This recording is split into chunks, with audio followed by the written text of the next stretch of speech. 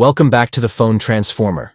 Today we're going to show you how to send message to someone who's blocked you on Instagram. It's quick and easy, so let's get started. Step 1. Open the Instagram app on your phone. Make sure you're logged into your account before moving forward. Step 2. Tap on the message icon at the top right corner. It looks like a paper airplane. This will take you to your direct messages. Step 3. Click on the pencil icon at the top right corner of the screen. This is where you start a new conversation. Step 4.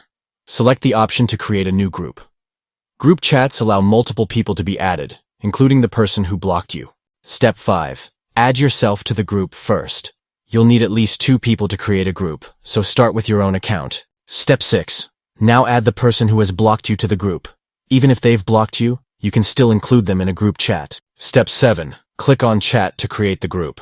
Once the group is active, you'll see a blank chat screen ready for your message. Step 8. Type your message and send it in the group.